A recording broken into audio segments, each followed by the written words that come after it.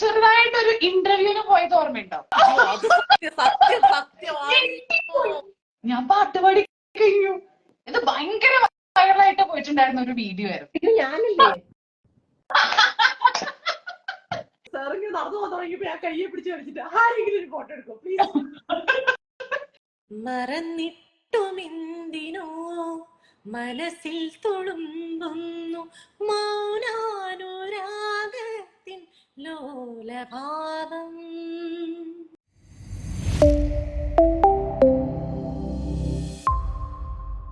അപ്പോ ഞാൻ സ്റ്റാർട്ട് ചെയ്യുന്നത് ഒരു ചെറിയൊരു എന്താ പറയാ സെഗ്മെന്റിന്റെ പേര് പറയുന്നത് സ്നേഹാസ് ട്രാഫിക് എന്നാണ്.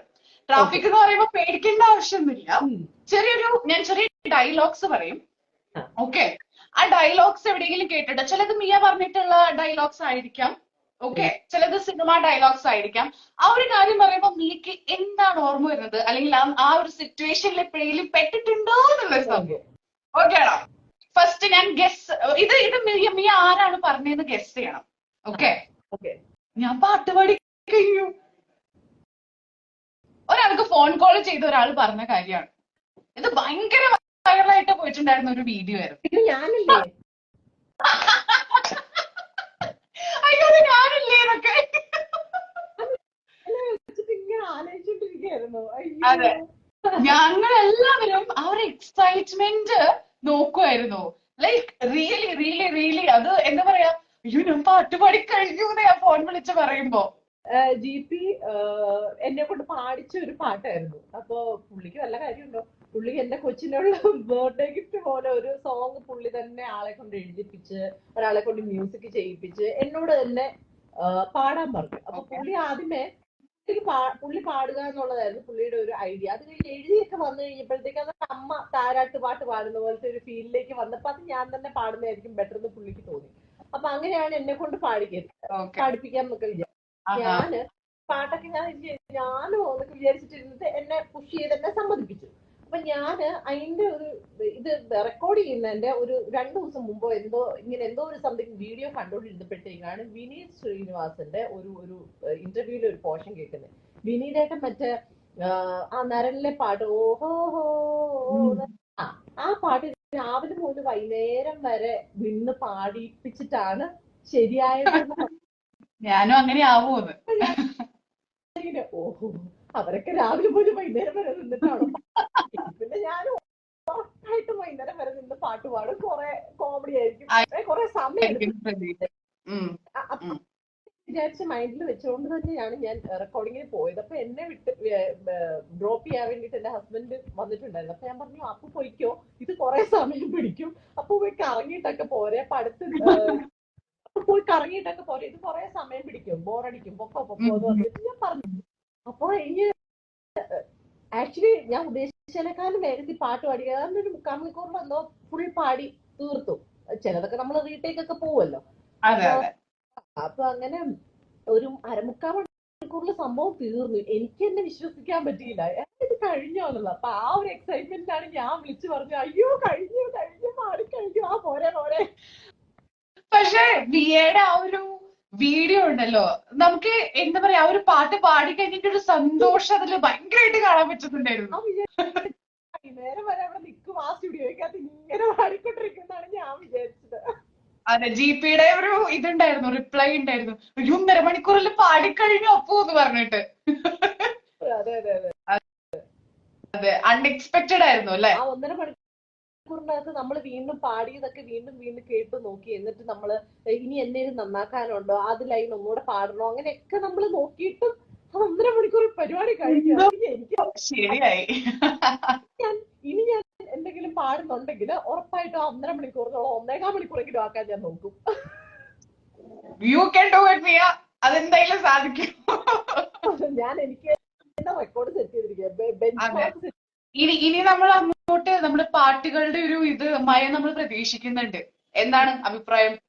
പിന്നല്ല, അപ്പൊ ഞാൻ ഒരു കാര്യം ചോദിക്കാം, ഇത്രയും നമ്മൾ പാട്ടിനെ കുറിച്ച്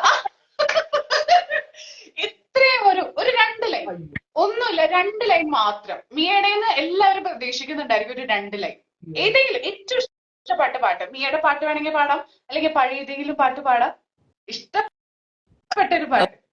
ഓക്കെ, ഇതിപ്പോ ലൈവ് ആയതുകൊണ്ട് പെട്ടെന്ന് തന്നെ പാടാൻ വേണല്ലോ. ഒരു പ്രിപ്പറേഷനും ഇല്ല, ഒന്നുമില്ല. ഞാൻ ഓക്കെ തോന്നിയ ലിറിക്സ് ഒക്കെ പോരട്ടെ ഇങ്ങോട്ട് പോരട്ടെ. ഓക്കെ. ആ. മറന്നിട്ടുമെന്തിനോ മനസ്സിൽ തുളുമ്പുന്നു മൗനാനുരാഗത്തിൻ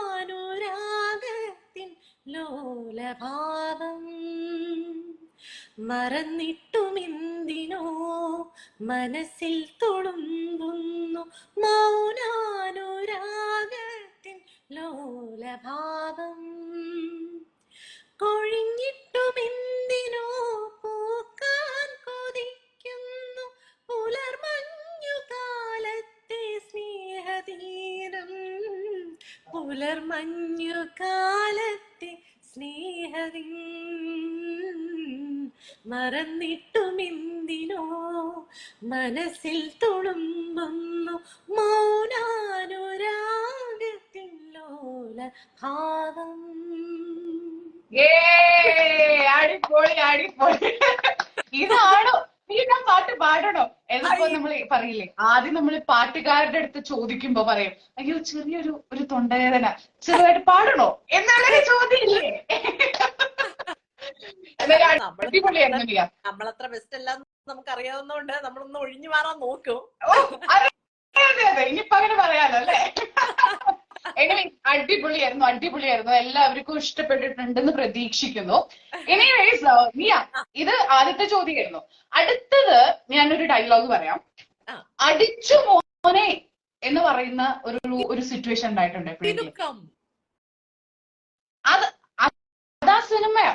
മിയയുടെ ലൈഫിൽ അങ്ങനത്തെ ഏതെങ്കിലും ഒരു സിറ്റുവേഷൻ ഉണ്ടായിട്ടുണ്ടോ? അങ്ങനത്തെ ഒരു അടിച്ചു മോനേന്ന് എനിക്ക് പറയാൻ പറ്റുന്ന അടിച്ചു മോനെ ഒരുപാടുണ്ടായിരിക്കും അറിയാം, എന്നാലും അതിൽ ഏതെങ്കിലും ഒന്ന് പെട്ടെന്ന് പറയാനായിട്ട് ഒരുപാടുണ്ട്. എനിക്ക് പേഴ്സണലി എന്താ പറയാ, മിയ ചെറിഷ് ചെയ്ത ഒരുപാട് കാര്യങ്ങൾ മുന്നത്തെ ഇന്റർവ്യൂസിൽ പറയുന്ന ഓർമ്മയുണ്ട്. ആണല്ലേ? ഒരു ഗസ്റ്റ് തരട്ടെ. 2022 ഒരു വലിയ സംഭവം നടന്നിട്ടുണ്ടായിരുന്നു. മിയ ഒരു ആക്ട്രസ് ആണെന്നറിയാം, പാട്ടുകാരിയാണെന്നറിയാം, ഒരു ഡാൻസർ ആണെന്നറിയാം, വേറൊരു മേഖലയിലോട്ടും കൂടെ മിയ സ്റ്റാർട്ടിങ്ങില് തുടങ്ങിയിട്ടുണ്ടായിരുന്നു. 2022 സ്റ്റാർട്ടിങ്ങില് ഏതായിരുന്നു? അതെന്താ ഒരു ഗസ്റ്റ് ചെയ്തേക്ക്. സ്നേഹം പറ അല്ലെ? ഒരു ചെറുതായിട്ടൊരു ഇന്റർവ്യൂവിന് പോയത് ഓർമ്മയുണ്ടോ? ആരും ഇന്റർവ്യൂ ചെയ്യാൻ വേണ്ടിയിട്ട് സത്യം അതൊരു അടിച്ചു മോനെ സംഭവമായിരുന്നു കേട്ടോ. അയ്യോ, അത് 2022 നടന്ന കാര്യം എന്നൊക്കെ പറഞ്ഞോണ്ട് ഇയർ പറഞ്ഞോണ്ട് എനിക്ക് കഴിഞ്ഞ വർഷം ആദ്യമേ തന്നെ ശരിക്കും അത് അടിച്ചു മോനെ സംഭവമായിരുന്നു കേട്ടോ. അയ്യോ, മമ്മൂക്കയുടെ ഫാനാണ്. അപ്പൊ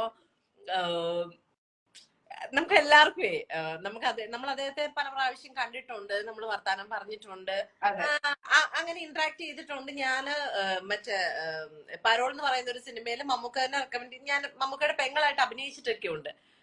പക്ഷെ എന്നാന്ന് പറഞ്ഞാലും റിയൽ ആയിട്ട് ഞാൻ 1 to 1 ഞാൻ മമ്മൂക്കയായിട്ട് ഇരുന്ന് സംസാരിക്കുന്നത് അതൊരു ഡോക്യുമെന്റ് ആയിട്ട് ഇങ്ങനെ ഇരിക്കുകയല്ലേ. നമ്മളൊരിക്കലും നമ്മളെ വർത്താനം പറയുന്നത് റെക്കോർഡ് ചെയ്ത് വെക്കുന്നില്ലല്ലോ. പക്ഷെ ഈ ഇന്റർവ്യൂ എന്നാണ് ഇനി പറയുന്നതെങ്കിൽ എനിക്കതെന്തോ വർത്താനം പറയുന്ന പോലെ തോന്നിയുള്ളൂ കേട്ടോ ആക്ച്വലി. അപ്പൊ അങ്ങനെ ഒരു 1 to 1 ഞാൻ മമ്മൂക്കയും കൂടെ ഇരുന്ന് വർത്താനം പറയുന്നത് ഞാനായിട്ടും ക്യാരക്ടർ അല്ലാതെ ഞാനായിട്ടും മമ്മൂക്കയായിട്ട് ഇരുന്ന് പറയുന്നത് അതൊരു ഡോക്യുമെന്റ് ആയിട്ടൊരു വീഡിയോ ആയിട്ട് ഇങ്ങനെ ഇരിക്കുന്നു. എനിക്ക് ഭയങ്കര സന്തോഷമായിരുന്നു. ആദ്യമേ എന്നെ വിളിച്ചപ്പോ എനിക്ക് ഭയങ്കര ടെൻഷൻ ആയിപ്പോയി. അയ്യോ എനിക്ക് ആരെയും ഇന്റർവ്യൂ ചെയ്തു അങ്ങനത്തെ പരിപാടിയേ എനിക്കില്ല. അപ്പൊ ഞാനാണെങ്കിൽ പക്ഷെ ഒന്ന് ഞെട്ടിയെങ്കിലും ഞാൻ ഓക്കേന്ന് ഞാൻ പറഞ്ഞു. കാരണം എനിക്ക് കാണാനും പിണ്ടാനൊക്കെ സന്തോഷമാണല്ലോ. ഓക്കെ ഞാൻ പറഞ്ഞു. അത് കഴിഞ്ഞാണ് അയ്യോ ഞാൻ എന്ത് ചെയ്യും, ഞാനാണെങ്കിൽ ഭയങ്കര ടെൻഷൻ അടിക്കുക. അത് കഴിഞ്ഞിട്ടുള്ളൊരു ടെൻഷൻ ഉണ്ടല്ലോ അല്ലെ, ക്വസ്റ്റ്യൻസ് പ്രിപ്പയർ ചെയ്യണം മമ്മൂക്കയുടെ മുന്നില്. സത്യം പറയുക. എന്നിട്ട് ഭയങ്കരമായിട്ട് ഇങ്ങനെ മമ്മൂക്കനെ കുറിച്ച് തന്നെ ആലോചിച്ചുകൊണ്ടിരിക്കുന്നു. ഒരു ദിവസമേ സമയം ഉണ്ടായിരുന്നുള്ളൂ ഇതിന് മുമ്പായിട്ട്, ഈ ഇന്റർവ്യൂവിന് തൊട്ട് മുമ്പായിട്ട്. ഞാനിങ്ങനെ മമ്മൂക്കനെ കുറിച്ച് തന്നെ ആലോചിക്കുന്നു, സിനിമകളൊക്കെ ഇങ്ങനെ റിക്കളക്ട് ചെയ്തെടുക്കുന്നു, എനിക്ക് ഇഷ്ടമുള്ള കാര്യങ്ങള് ഇതൊക്കെ പറയാം, ഇതൊക്കെ ചോദിക്കാം എന്നൊക്കെ ഇങ്ങനെ വിചാരിക്കുന്നു. പക്ഷെ പ്ലാൻ ചെയ്ത പോലെ ഒന്നുമല്ല. അവിടെ ചെന്ന് ഇരുന്ന് ഒന്നാമത് ഇങ്ങനെ തുടങ്ങിയിട്ട് പിന്നെ അത് അങ്ങനെ ഒരു ഫ്ലോയിൽ പോവാ ചെയ്തത്. ഒരു മമ്മൂക്കയാണെങ്കിലും ഒരു ഇന്റർവ്യൂ ചെയ്യുന്ന പോലത്തെ അങ്ങനെ ഒന്നുമല്ല. മമ്മൂക്ക കുറെ നല്ല കാര്യങ്ങള്, നമ്മുടെ ശബ്ദം എന്ന് പറഞ്ഞു കഴിഞ്ഞാൽ നമ്മുടെ ബോഡി തന്നെ സംസാരിക്കും എന്നൊക്കെ പറയുന്നത് വളരെ എന്താ പറയുന്നത്, എല്ലാവർക്കും മനസ്സിലാവുന്ന രീതിയിൽ ആക്ടിങ്ങിന്റെ അദ്ദേഹത്തിന്റെ സ്കില്ലും അങ്ങനത്തെ കുറെ ടിപ്സും കാര്യങ്ങളും ഒക്കെ പറഞ്ഞു തന്നു. അപ്പൊ അതെനിക്ക് ശരിക്കും അടിച്ചു മോനെ സംഭവമായിരുന്നു. ഞാൻ എനിക്കെന്തിനാ അത് ഉറങ്ങാൻ പറ്റുന്നില്ല. ഞാൻ ഇരുന്നിട്ട് ഇങ്ങനെ ഇന്റർവ്യൂ കഴിഞ്ഞിട്ട് ഞാൻ എന്തൊക്കെയാന്ന് ചോദിച്ചു, എന്തൊക്കെയായിരുന്നു മറുപടി പറഞ്ഞു. ഞാൻ ഇങ്ങനെ വെയിറ്റ് ചെയ്യായിരുന്നു ഇത് യൂട്യൂബിൽ വരാൻ വേണ്ടിയിട്ട്, മമ്മൂട്ടി കമ്പനിയുടെ യൂട്യൂബിൽ വരാൻ വേണ്ടി ഞാൻ ഇങ്ങനെ കാത്തിരിക്കുകയായിരുന്നു. എന്നിട്ട് വന്നിട്ട് ഞാൻ തന്നെ എത്ര പ്രാവശ്യം വീഡിയോ കണ്ടെന്നറിയോ? ഞാൻ തന്നെ ഒത്തിരി പ്രാവശ്യം ഇത് കണ്ടിട്ടുണ്ട്. ശരിക്കും അതൊരു അടിച്ചു. അത് വലിയ ഒരു എന്താ പറയാ, ചെറിഷ് ചെയ്യാം. ഇപ്പൊ ലൂക്കി ആയാലും വലുതായി കഴിഞ്ഞാൽ കാണിച്ചു കൊടുക്കാലോ. നമുക്ക് ഒരു സന്തോഷം തരുന്ന ഒരു മൊമെന്റ് ആയിരുന്നു അല്ലെ. ഭയങ്കര രസമായിരുന്നു. ലോട്ടറി അതെ, മിയയുടെ പല ഇന്റർവ്യൂസിലും ഞാൻ കണ്ടിട്ടുള്ളതാണ്. മിയയുടെ ഒരു എക്സൈറ്റ്മെന്റ്, അയ്യോ എനിക്ക് ഒരു കോള് വന്നപ്പോ എന്ന് പറയുന്ന ഒരു കാര്യമുണ്ടല്ലോ.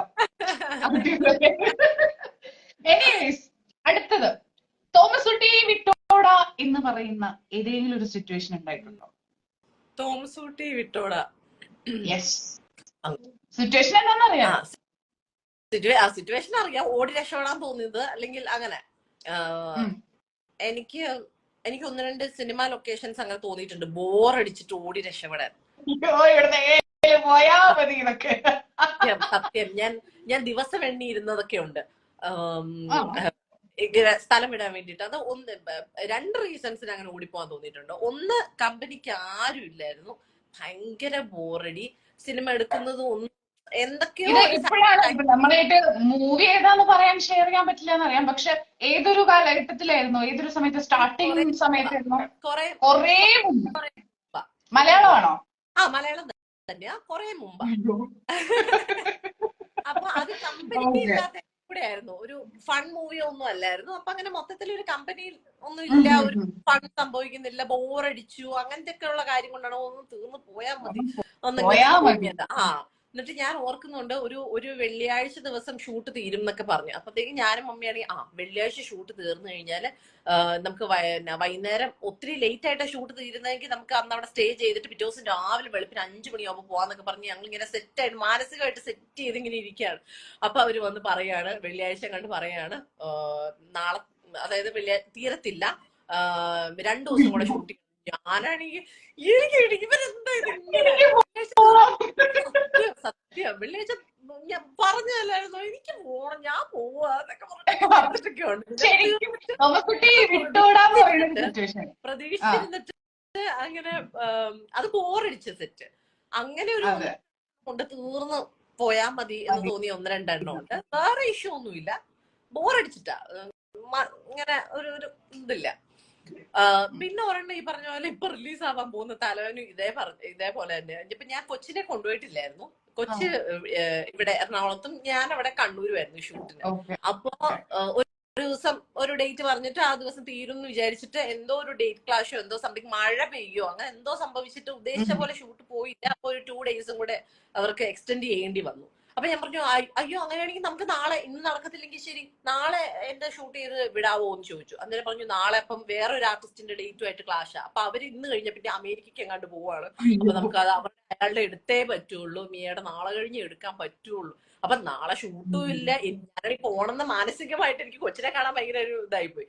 അപ്പൊ പോണം എന്നുള്ളത് മാനസികമായിട്ട് വിചാരിക്കുകയും ചെയ്തു. നാളെ ഷൂട്ടില്ല, ചുമ്മാ കുത്തി ഇരിക്കുകയും വേണം, നാളെ കഴിഞ്ഞ് ഷൂട്ട് ചെയ്തിട്ട് പിന്നെ എനിക്ക് തിരിച്ചു വരാം.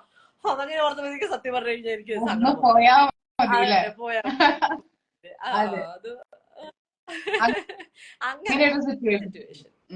അപ്പൊ നെക്സ്റ്റ് ഞാൻ ചോദിക്കാൻ പോകുന്നത്, ഞാനേ കണ്ടുള്ളൂ, ഞാൻ മാത്രമേ കണ്ടുള്ളൂ, അങ്ങനെ എന്തെങ്കിലും ഉണ്ടോ? ലൈക്ക് ഏതെങ്കിലും ഒരു ഇതില് അത്രയ്ക്കും ഹാപ്പിനെസ് തന്നിട്ടുള്ള, നമുക്കിങ്ങനെ പറയാൻ തോന്നുന്ന, ഞാൻ കൃഷ്ണനെ കണ്ട പോലെ നമ്മൾ നവ്യ നായർ ബാലാമണി പറയുന്ന പോലത്തെ ഒരു ഡയലോഗിൽ എപ്പോഴെങ്കിലും ഏതെങ്കിലും ഒരു മൊമെന്റ് ഉണ്ടായിട്ടുണ്ടോ? അങ്ങനെ ഒരു മൊമെന്റ് എന്ന് പറഞ്ഞു കഴിഞ്ഞാല് ഞാനൊരു അത് സന്തോഷമുള്ള മൊമെന്റ് അല്ല, ഒരു ആക്സിഡന്റ് ഞാൻ കണ്ടിട്ടുണ്ട്. ഞാൻ വണ്ടി ഓടിച്ചു വരിക, ആർക്കൊന്നും പറ്റിയില്ല, അത് ആദ്യമേ പറയട്ടെ, ആർക്കൊന്നും പറ്റിയില്ല. പക്ഷെ നമ്മൾ സിനിമ കാണുന്ന പോലെ വണ്ടി ഇങ്ങനെ വന്നിട്ട് ഇങ്ങനെ ഫുൾ കറങ്ങി തിരിഞ്ഞ് വീണ്ടും ഈ ടയറെ പ്രോപ്പറായിട്ട് ടയറിൽ തന്നെ വന്ന് വീഴുന്ന ഒരു അവസ്ഥയുണ്ടല്ലോ. അത് നമ്മൾ സിനിമ മാത്രമേ, ഞാൻ ഒരിക്കലും ജീവിതത്തിൽ അങ്ങനെ ഒരു ഇത് കാണുമെന്ന് ഞാൻ വിചാരിച്ചിട്ടുണ്ടായിരുന്നില്ല. പക്ഷെ സിനിമയിലൊക്കെ കാണുന്ന പോലെ എന്റെ കൺമുന്നിൽ ഞാൻ പടയേന്ന് ഞാൻ ബ്രേക്ക് ചവിട്ടി. അപ്പൊ കുറച്ച് ദൂരെ കുറച്ച് ഒരു 100 മീറ്റർ അപ്പുറത്തായിട്ട് ഇതിങ്ങനെ സംഭവിച്ചത്. അത് ഞാൻ അങ്ങനെ ഒരു കാഴ്ച കാണുമെന്ന് വിചാരിച്ചതല്ല. നമ്മള് വണ്ടി സ്റ്റോപ്പ് ചെയ്ത് ഓടിച്ചെന്ന് കഴിയുമ്പോഴത്തേക്കും ഡ്രൈവറും അതിലുണ്ടായിരുന്ന ലേഡിയും ഒരു ഉറങ്ങിപ്പോയതായിരുന്നു. ഉറങ്ങിപ്പോയി വളവ് ഇങ്ങനത്തെ ഒരു സംഭവം ഉണ്ടായതാണ്. പക്ഷെ ആ കാഴ്ച നമ്മൾ സിനിമയിൽ കാണുമ്പോൾ നമുക്ക് അറിയാലോ ഇത് ടെക്നിക്കാണ്, അവരിങ്ങനെ എക്സ്പേർട്സ് നിന്ന് ചെയ്യുന്നതാണ് എന്നൊക്കെ ഉള്ളത്. ഇത് ഞാൻ നേരിൽ കണ്ടു, ഞാനേ കണ്ടുള്ളൂ. കാറിങ്ങനെ മറിഞ്ഞ് വീഴുന്നതായിട്ട് അത് ഞാൻ ഒട്ടും എക്സ്പെക്ട് ചെയ്തതല്ല. പക്ഷെ അവർക്ക് ആർക്കും ഒന്നും പറ്റിയില്ല, ഒരു രക്തമോ അങ്ങനെ കാര്യങ്ങളോ ഒന്നുമില്ല. പക്ഷെ അവരാണെങ്കിൽ ഒരു കിളിപോയ അവസ്ഥയായിരുന്നു. ഉറക്കത്തിൽ നിന്ന് ഇങ്ങനെ എന്താ ഇപ്പൊ ഉണ്ടായ, എന്താ പറ്റിയ, അവർക്ക് പോലും ഫിഗർ ഔട്ട് ചെയ്യാൻ പോലും പറ്റുന്നില്ല എന്താന്നുള്ളത്. എന്നാലും ഇനി ഒരു ചെറിയ ഫണ്ടും കൂടെ, നമുക്ക് ഒരുപാട് മെസ്സേജസ് വരുന്നുണ്ട്, നമ്മൾ വായിക്കുന്നുണ്ട്. അതിനിടയിൽ കൂടെ തന്നെ ഒരു ലാസ്റ്റ് സെഗ്മെന്റും കൂടെ നമ്മൾ ചെയ്യാൻ പോവാണ്. ഓക്കെ, ഞാൻ കുറച്ച് ഫോട്ടോസ് മേക്ക് കാണിച്ചു തരാൻ പോവാണ്. ആ ഫോട്ടോ കാണുമ്പോ മിയയുടെ ഏറ്റവും വലിയൊരു എന്താ പറയാ പെട്ടെന്ന് മനസ്സിലോട്ട് വരുന്ന ഒരു കാര്യം, ഫസ്റ്റ് പിക്ചർ. അയ്യോടാ, ഇതിലെ ക്യാപ്ഷൻ അടിപൊളി. Not able to contain my happiness, so posting few more quality pictures. അടിപൊളി ക്യാപ്ഷൻ. കാരണം അന്ന് ഈ പറഞ്ഞ പോലെ മമ്മൂക്കേനെ കണ്ട അന്ന് എനിക്ക് രാത്രി ഉറങ്ങാൻ പറ്റുന്നില്ല. ഞാനിങ്ങനെ അവരോടൊക്കെ ഇങ്ങനെ ആലോചിച്ചോണ്ടിരിക്കുകയായിരുന്നു പറഞ്ഞില്ലേ, അതേ ഒരു അവസ്ഥയായിരുന്നു ആ ദിവസവും കേട്ടോ. അഭിനയിച്ചു, നമ്മള് പുള്ളിനെ നമ്മള് വിക്രം സാറിനെ കാണുകയും മീറ്റ് ചെയ്യുകയും വർത്താനം പറയുകയൊക്കെ ചെയ്തു, ഒരുമിച്ച് അഭിനയിക്കുകയൊക്കെ ചെയ്തു. അങ്ങനെ ഒരു മൊമെന്റ് ഒന്നും ആ ദിവസം ആ ഫംഗ്ഷൻ ഉണ്ടാവും എന്നൊന്നും വിചാരിച്ചില്ല. അന്ന് അവൻ കാറിൽ കിടന്ന് ഉറങ്ങുമായിരുന്നു. ഉറക്കത്തിൽ നിന്ന് അവൻ എണീറ്റാണ് ഹസ്ബൻഡിന്റെ കൊച്ചിനെയും കൊണ്ട് ഇവിടെ വന്ന് ഇരുന്നത്. ഈ ഇവന്റില് വന്ന് സോഫ കൊച്ചു ഉറക്കത്തിൽ നിന്ന് കൊണ്ടാ. ഇതൊന്നും സംഭവിക്കാൻ പോകുന്നില്ല. അവൻ ഉറക്കത്തിൽ നിന്ന് എണീറ്റു, ഹസ്ബൻഡ് അവനെയും കൊണ്ട് വന്നു. അപ്പൊ സാറ് കൈ കാണിച്ചു, അവൻ പോയി, തോളത്ത് കയറിപ്പോയി. അവൻ ഒരു പരിചയക്കുറവും കാണിച്ചില്ല, ഒരു പ്രശ്നം ഉണ്ടാക്കിയില്ല. സ്റ്റെപ്പ് കയറി പോയപ്പോഴത്തേക്കാണ് അവിടെ മറ്റേ സംഭവങ്ങളെ പൂത്തിരിയോ അങ്ങനത്തെ എന്തൊക്കെയോ പൊട്ടിക്കോ കത്തിക്കോ ആണ്ടൊക്കെ ചെയ്തു. എന്നിട്ട് പോലും അവൻ ഒരു റിയാക്ഷനും ഇല്ല. അവരാണെങ്കിൽ ഓക്കെ ഇവിടെ എന്താ സംഭവം, കുറെ ആട്ടിലൊക്കെ ഇങ്ങനെ നോക്കിയിരിക്കുക. അങ്ങനെ ഒരു അലമ്പം ഉണ്ടാക്കാതെ. അപ്പൊ എനിക്കാണെങ്കിൽ ഞാൻ ഒട്ടും വിചാരിക്കാത്ത ഒരു മൊമെന്റ് ആയിരുന്നു. സാറ് വിക്രം സാർ കൊച്ചിനെ എടുത്തുകൊണ്ട് വരും എന്നൊക്കെ ഉള്ളത്. അപ്പൊ എനിക്ക് നമുക്ക് കയ്യിൽ ഒരു ഫോട്ടോ കിട്ടാൻ വേണ്ടിട്ട് കയ്യിൽ ഫോണോ കാര്യങ്ങളോ ഒന്നും ഇല്ലല്ലോ. അപ്പൊ അതുകൊണ്ടാണ് ഞാൻ ഫോട്ടോഗ്രാഫേഴ്സ് ഉണ്ട്, ഞാനാണെങ്കിൽ ചോദിക്കുകയും ചെയ്തത് എന്റെ ഫോട്ടോന് വേണ്ടിട്ടല്ലേ. സാറിങ്ങനെ നടന്നു പോകാൻ തുടങ്ങിയപ്പോ ഞാൻ കയ്യെ പിടിച്ച് കളിച്ചിട്ട് ആരെങ്കിലും ഒരു ഫോട്ടോ എടുക്കും പ്ലീസ്, എനിക്ക് ഫോട്ടോ വേണം എന്നൊക്കെ. യെസ്, അപ്പൊ അതൊരു ഭയങ്കര ഒരു മെമ്മറബിൾ ആയിട്ടുള്ള, ഡെഫിനറ്റ്ലി നമുക്ക് മിയയുടെ ഒരു ഫേഷ്യൽ എക്സ്പ്രഷനിൽ തന്നെ ആ ഒരു സന്തോഷത്തിൽ തന്നെ മനസ്സിലാവുന്നുണ്ട് ആ ഒരു ഫോട്ടോ. എനിവേസ് അതുപോലെ തന്നെ മിയ ഭയങ്കരമായിട്ട് ചെറിഷ് ചെയ്യുന്ന ഒരു മൊമെന്റ് ആയിരിക്കും ഞാൻ നെക്സ്റ്റ് കാണിച്ചു തരാൻ പോകുന്നത്. അയ്യോ ശരിക്കും ശരിക്കും ശരിക്കും അല്ലേ? ഹൗ വാസ് എക്സ്പീരിയൻസ് ഈ ഒരു മൂവിയില്?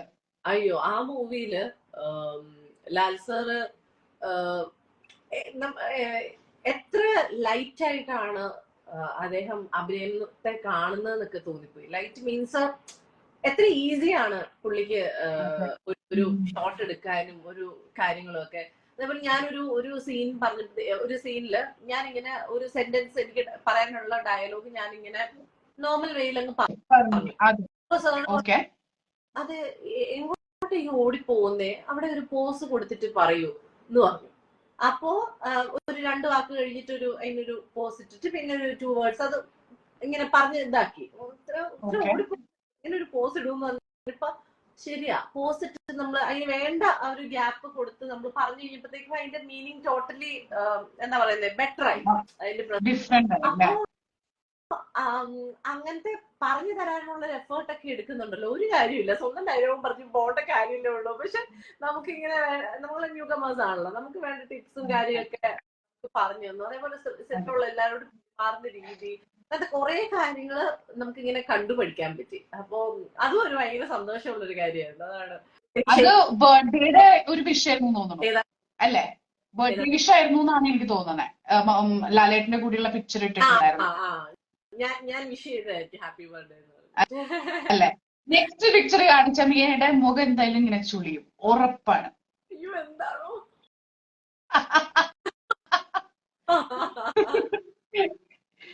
ലൂക്കയുടെ മുഖത്തൊരു എക്സ്പ്രഷൻ, ലൂക്കയുടെ മുഖം മാത്രല്ല മിയയുടെ മുഖത്തൊരു എക്സ്പ്രഷൻ കാണുമ്പോൾ എല്ലാവരും കാണുന്നുണ്ടല്ലോ അല്ലെ? വലിഞ്ഞു നിക്ക എന്റെ സ്കിന്നൊക്കെ വലിച്ച് എന്റെ മുടി വലിച്ച് കളിക്കുവായിരുന്നു. അവൻ എന്തൊരു സന്തോഷമായിരുന്നു അറിയോ. അവൻ കുറച്ചു നേരം അവന്റെ കഴിഞ്ഞപ്പോഴാണ് ഞാൻ ഫോട്ടോ എടുത്ത് ഫോട്ടോ എടുക്കാം എന്ന് തീരുമാനിച്ചത്. അവൻ അന്നാണ് മുടി ഇങ്ങനെ അഴിച്ച് അവന് കിട്ടിയത്. അപ്പൊ ഞാൻ വെറുതെ അവനവിടേക്ക് അമ്മ കിടക്കട്ടെ മടി കിടക്കട്ടെ എന്ന് പറഞ്ഞുകൊണ്ട് ഇങ്ങനെ തല വെച്ച് കൊടുത്തതാണ്. അന്നാണ് അവന് അഴിഞ്ഞിങ്ങനെ കിടക്കുന്നു. ആഹാ ഇതൊരു പ്രോപ്പർട്ടി ആണല്ലോ എന്നുള്ള മട്ടിൽ അവനിങ്ങനെ കളിക്കരുത്. ഭയങ്കര ഹാപ്പി ആയിരുന്നു മുടി വെച്ച് കളിക്കാൻ. പക്ഷെ നമുക്കൊരു രസമില്ല, നമ്മുടെ മുടി പറിച്ച് എടുത്തോണ്ടിരിക്കുകയാണ്. അത് വേളാങ്കണ്ണിയിലായിരുന്നു. അത് വേളാങ്കണ്ണിയിൽ മുടി മൊട്ടയടിക്കാൻ വേണ്ടി പോയപ്പോഴത്തേക്കും മൊട്ടയടിക്കുന്നതിന് ഒരു 1-2 മണിക്കൂർ മുമ്പുള്ള തലയാണത് അവന്റെ. എന്റെ മുടി വലിച്ചു പറിച്ചതിന്റെ പ്രതികാരമായിട്ട് ഞാൻ 2 മണിക്കൂർ കഴിഞ്ഞപ്പോ അവന്റെ മുടി അങ്ങനെ ശരിയാവില്ലല്ലോ അല്ലെ? നെക്സ്റ്റ് പിക്ചർ കാണിക്കട്ടെ.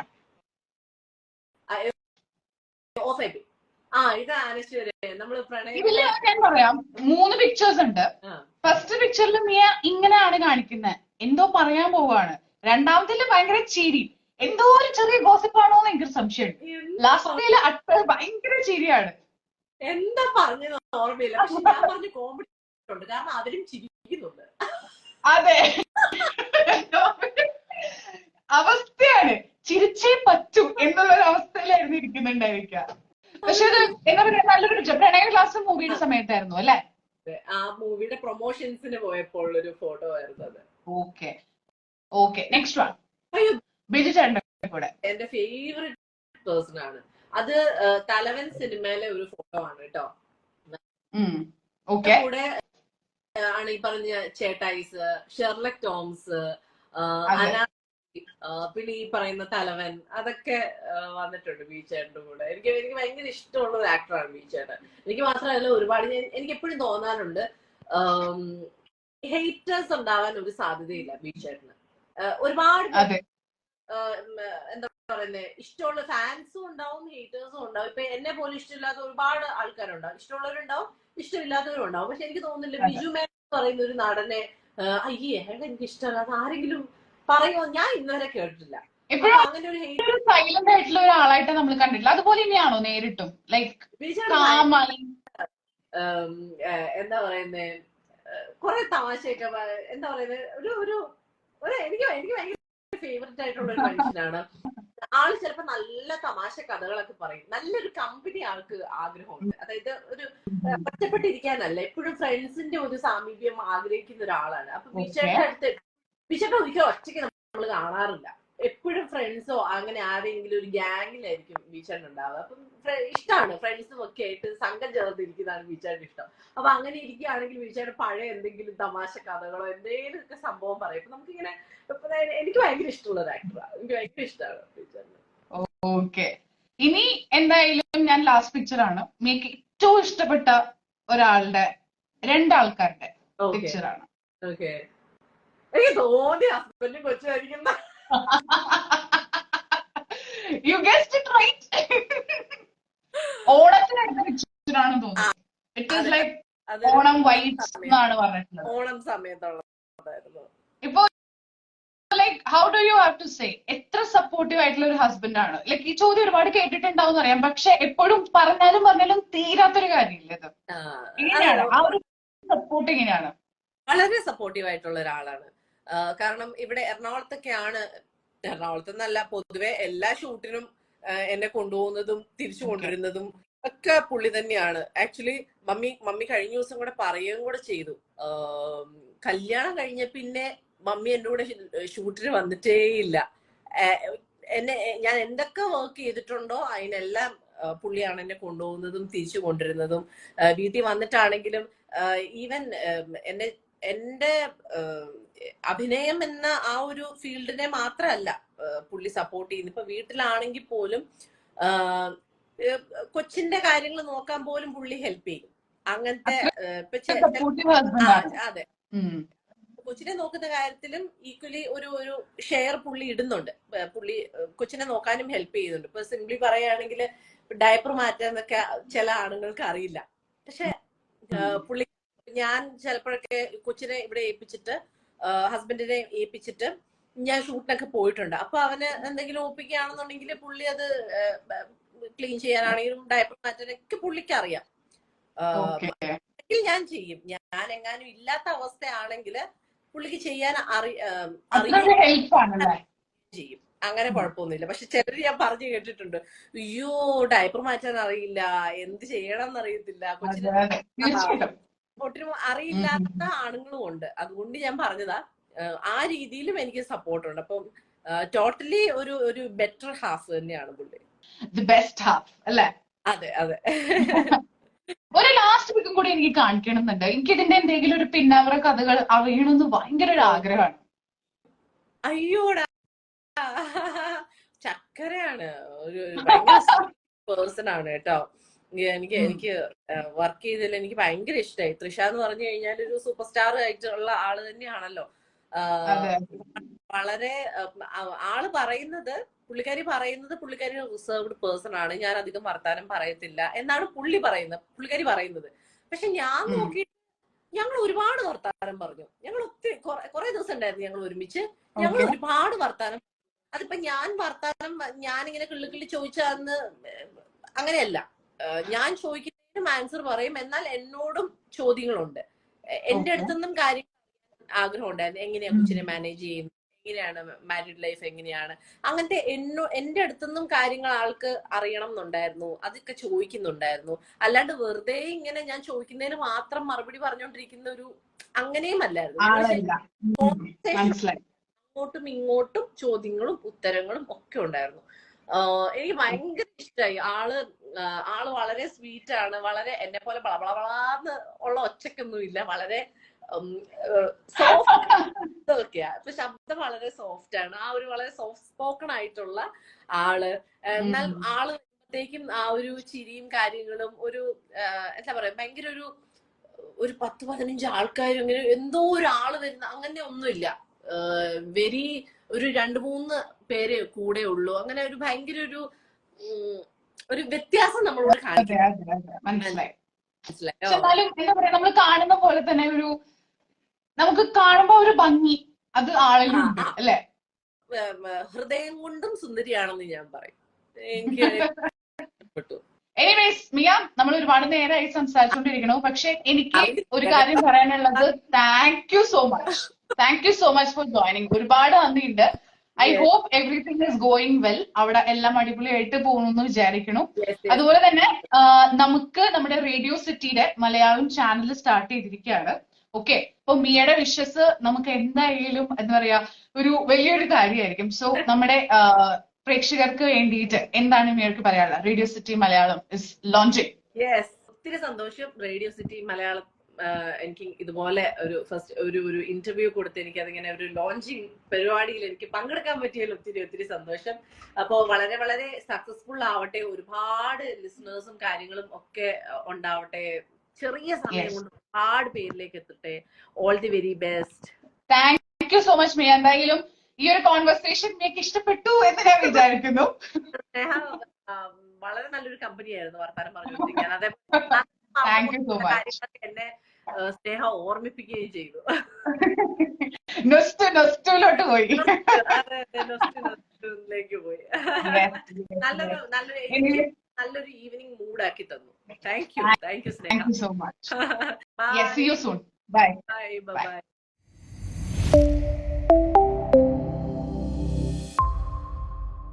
കൂടുതൽ പുതുമയുള്ള വീഡിയോകൾക്കായി റേഡിയോ സിറ്റി മലയാളം സബ്സ്ക്രൈബ് ചെയ്യൂ.